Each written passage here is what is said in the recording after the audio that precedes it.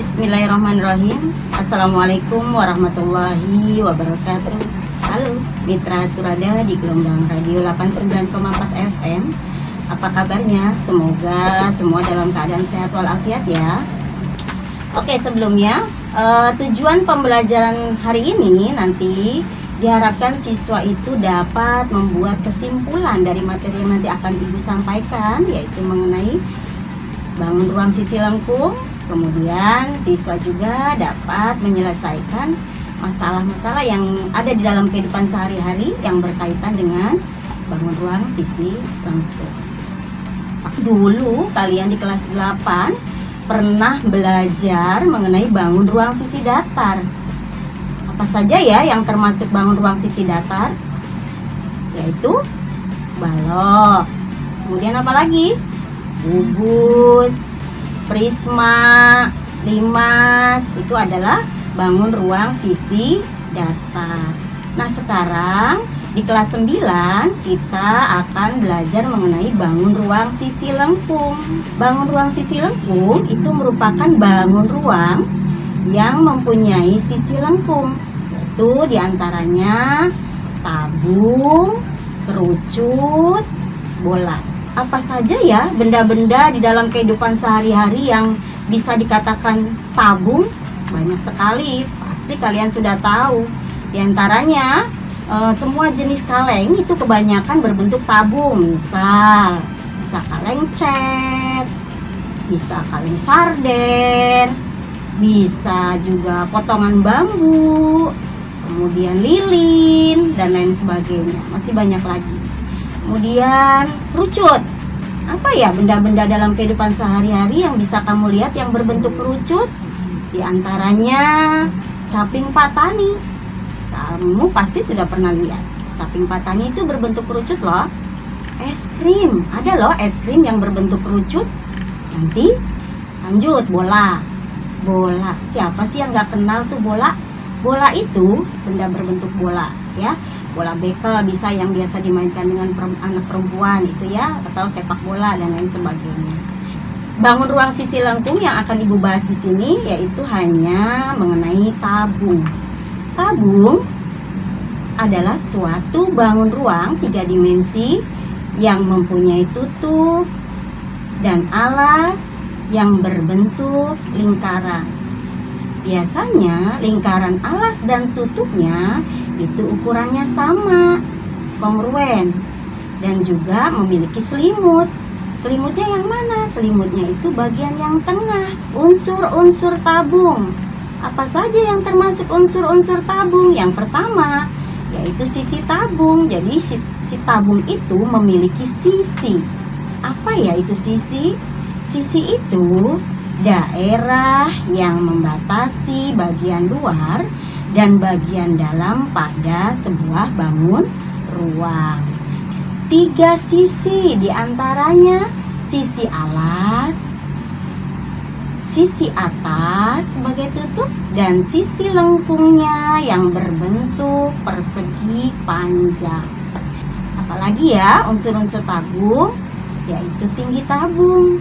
Tinggi tabung itu merupakan jarak antara bidang alas dan bidang tutup. Jadi ada di antara bidang alas dan bidang tutup tadi, apabila kita tarik garis itu disebut tinggi. Tingginya itu ada di sekitar selimut tabung. Jari-jari tabung itu tadi berbentuk lingkaran, lingkaran alas dan lingkaran atas. Biasanya kalau jari-jari itu dinotasikan dengan huruf R. Jari-jari lingkaran, garis yang menghubungkan titik pusat lingkaran dengan satu titik pada lingkaran. Dan apalagi unsur-unsur sebuah tabung, yaitu ada diameter tabung. Apa itu diameter tabung? Diameter tabung adalah garis yang menghubungkan 2 titik pada lingkaran dari ujung lingkaran ke ujung satunya lagi. Jadi melewati titik pusat, itu namanya diameter. Kalau jari-jari setengah dari diameter, berarti kalau misalnya ada pertanyaan, misalnya Diameter sebuah tabung 20 cm. Berapa jari-jarinya? Tadi kalian ingat bahwa jari-jari itu setengah dari diameter. Berarti kalau diameternya 20, jari-jarinya setengahnya, yaitu 10 cm. Gitu ya. Sebaliknya, kalau misalnya yang diketahui jari-jarinya, diketahui jari-jari sebuah tabung 10 cm. Berapa diameternya? Jari-jari itu 2 kalinya diameter, berarti 2 kali 10, yaitu 20 cm. Ya, itu tadi adalah unsur-unsur sebuah tabung. Tabung itu memiliki sifat-sifatnya. Di antaranya apa saja ya? Bahwa tabung memiliki 3 buah sisi. Yang tadi apa? 3 buah sisinya terdiri dari apa? Iya, dari 2 buah lingkaran sebagai alas dan tutup, dan 1 selimut yang berbentuk persegi panjang. Kemudian apalagi sifat tabung? Sifat tabung yang kedua, bahwa tabung tidak memiliki rusuk. Artinya pada sebuah tabung tidak memiliki pertemuan 2 buah sisi yang berupa ruas garis. Kemudian apalagi? Sisi tabung sifatnya tidak memiliki titik sudut. Artinya sebuah tabung itu tidak mempunyai pertemuan antara 2 garis pada 1 titik. Lanjut, apa saja sifat tabung? Tidak memiliki bidang diagonal. Artinya bahwa sebuah tabung tidak mempunyai daerah yang dibatasi oleh 2 buah rusuk yang saling berhadapan dan membagi bangun ruang menjadi 2 bagian. Lanjut, apalagi sifat tabung? Tidak memiliki diagonal bidang. Artinya bahwa sebuah tabung tidak mempunyai ruas garis yang menghubungkan 2 titik sudut yang berhadapan pada setiap bidang. Kemudian yaitu bidang tegak tabungnya tadi berwujud lengkungan yang disebut sebagai selimut tabung. Terus apa lagi? Jaring-jaring tabung. Jaring-jaring tabung itu bersusun dari 2 buah lingkaran sebagai alas dan tutup dan 1 selimut berbentuk persegi panjang. Apalagi yang harus diketahui selain itu? Yaitu rumus. Yang pertama, rumus untuk menghitung luas alas dan luas tutup. Karena kita ketahui bahwa bahwa alas dan tutupnya berbentuk lingkaran, maka Pi dikali R kuadrat atau R-nya pangkat 2.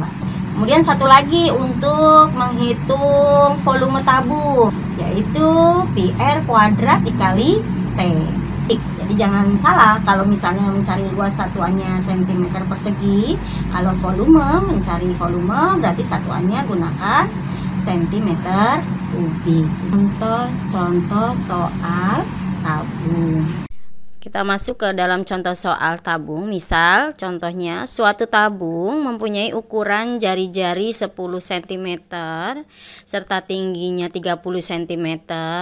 Pertanyaannya, kalian disuruh menghitung luas alas dan tutup tabung, kemudian luas selimut tabung, luas permukaan tabungnya berapa, dan volume tabungnya berapa. Langsung masuk ke pembahasan. Tadi rumusnya sudah Ibu sampaikan. Yang pertama, untuk mencari luas alas dan tutup tabung yaitu Pi R kuadrat. Jadi masukkan nilai Pi-nya 3,14 dikali R-nya 10, karena di sini R kuadrat maka 10 kali 10. 3,14 dikali 10 kali 10 hasilnya berapa? 314 cm persegi.